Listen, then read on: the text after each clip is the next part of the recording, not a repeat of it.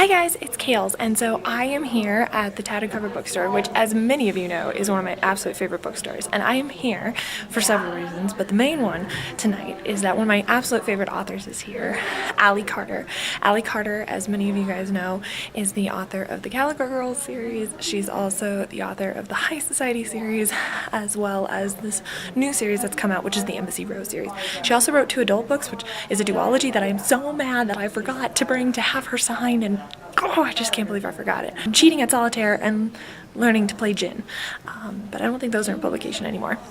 Anyway, I originally met Allie Korner several years ago when the second book in the Heist Society series came out at the old location at the Tattered Cover Bookstore, which is so cool. But I actually got into a car accident on my way there, and I ended up being the last person in line, and she talked to me for like 20 minutes. She's so kind and so nice, and so hopefully I'm going to get her to sign some of my books. I don't know how many she'll actually sign, but it just would be really cool to actually have them, and so I'm really excited and just can't wait. It's gonna be awesome. So here goes nothing. And it's in like 20 different languages, and she is just delightful. So without further ado, I want to introduce Allie Carter.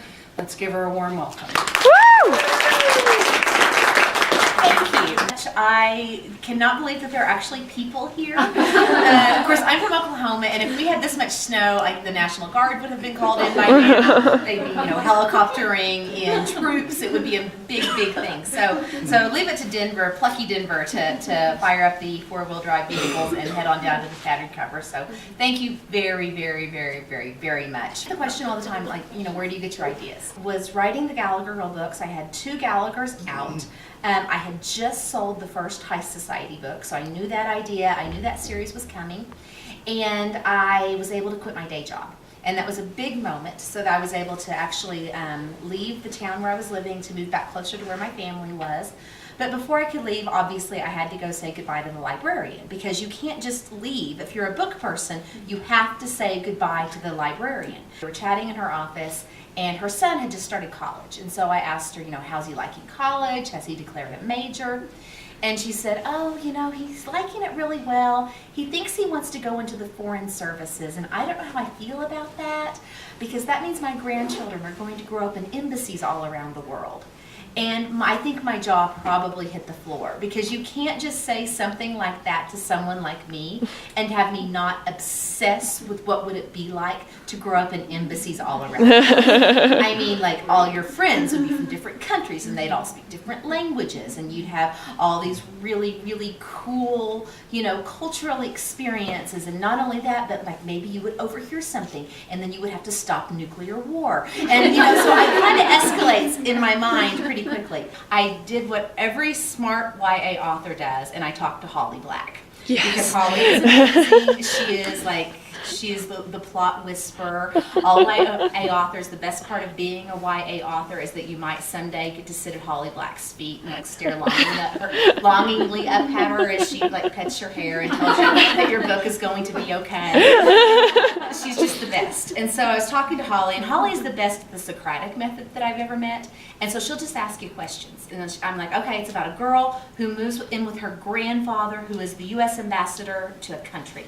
And she said, okay. She said, why does she move in with Grandpa? And I said, oh, okay, well, I guess I need to know that. Because her dad's in the military and he's being deployed overseas. She's like, interesting. Why can't she live with Mom?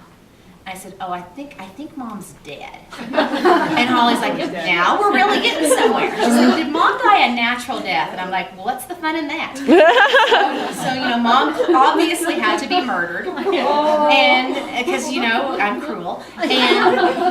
And the more we talked, the more I realized that I always wanted this to be about a kid who saw or heard something. They were in the wrong place at the wrong time, and now nobody believes them. And coming to them. Grace is a hard heroine. I know that. She's a difficult point of view to be inside, because Grace doesn't like herself very much. But I think once people realize how much she is hurting and how I've never written a heroine who so badly needs a hug as Grace does. Am I ever going to go younger? I think that really my niche in the market and where I belong is I want to be everybody's first YA book. Instead of being their last middle grade book, I want to be their first YA. As some of you may know, this is the 10-year anniversary of the publication of I'd Tell You I Love You, but Then I'd Have to Kill You. Which makes some of us feel very old. I was 12 when that book was published. So you do the math. Yes. What is your favorite word and why? What is my favorite word and why? Favorite word. Oh, it's going to be a weird one. It's kaleidoscope.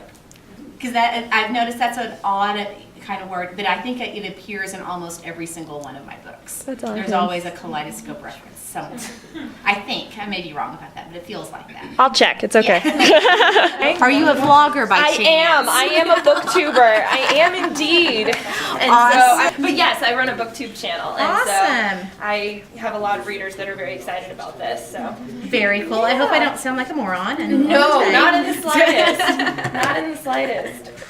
So Awesome. Well, tell me about your channel. well, it's called KalesKorner. Okay. And my big claim to fame is I run a booktube game show, and it's very Jeopardy style. And like I Awesome. have other booktubers live stream in, Uh-huh. and they answer questions, and viewers can win prizes, signed books, Etsy shops, bookmarks, and things like that. And I get people to donate, and it's a really cool big thing. So Neat. yeah, That's super fun. it's one of the best communities I've ever been a part of, and so yeah. That's very fun. This is really cool actually, because I came to a book signing of yours when Uncommon Criminals came out. Uh-huh. And I actually got into a car accident on my way there. But you were so kind. I was the last person in line, and you took like an extra 20 minutes with me, and it was the kindest thing, and it totally made everything worth it. And You're so sweet. I've always been very grateful for that. So Oh, well, I have the sweetest readers. They're just adorable. It's like if they're late, it's because well, I had to give somebody a kidney, but I didn't want to be late, so I just had them like wrap me up super tight and then go back. They're just the best. I have been in love with your books for a while, Aw, so I'm so- very grateful. What got you started on them? I read I love you. I tell you I love you, but then I have to kill you 10 years ago. I picked it up off the shelf because I thought the title was hilarious, and I know, me too. And ever since then, I just kept picking them up. Now this one is Those the are name. this time. Yeah, Okay, so just the rest these of are them are just prizes. mine. Okay. Well, yeah, the first Embassy Row series. The rest are mine. Okay. I didn't want to take up all of your time. No, are you kidding? You came out in a blizzard. I did come out in Everybody blizzard, but that's okay. Would you like your name in them? Yes, if that's okay. then Thank you. you Thank will you. have your name in them. That's so kind of you. It will not take It's long. okay. Thank you so much for this time and Thank talking you. with me and signing all of but there are some. It's so nice to Not see the- you. The worst thing a person does to me is buy all of my books. I think yeah. that Just I wanna can make sure forgive that You can them for forget that. them. Thank you Okay. so much, Allie. Yeah. Have safe travels home. Thank you, you too. Thank you Yeah. so much. Guys, that was like one of the coolest things ever. So I'm in my car, and I just got like all my books signed by Allie Carter, and I can't even tell you guys. This was like growing up with like Allie Carter and Harry Potter was kind of how my childhood went, and I just am so happy that I got to meet her again. It's like the 10-year anniversary of Gallagher Girls. If you guys haven't heard of any of her books, you need to go read them. I will link all of them down below because they're just amazing, and she's so kind and so nice, as you guys got to see, and so funny, and I love her books. Guys, I'm such a fangirl. I'm having such a hard time right now breathing and just like, that's so cool. I'm such a nerd. Oh my gosh, I'm such a nerd. But that's okay. I just got she personalized, guys, all of my books. And she has written a lot of books. There's 6 in the Gallagher Girls series, and I can't. Breathing is a hard thing to do at this moment. Okay. Fangirl moment. Not yet complete because it's gonna happen the whole ride home, but I have to be safe because it's blizzard conditions outside, and oh my gosh, this just is amazing. I'm so excited. I'm such a nerd over there. It's okay. Breathing is awesome. Leave a comment down below if you love Allie Carter's books, if you haven't heard of them, if you want to hear more about them, because I could talk about them all damn day. Anyway, this was the Allie Carter book sighting at the Tattercover bookstore. Yeah. Until next time, guys. Bye. So excited, but I can't even contain it.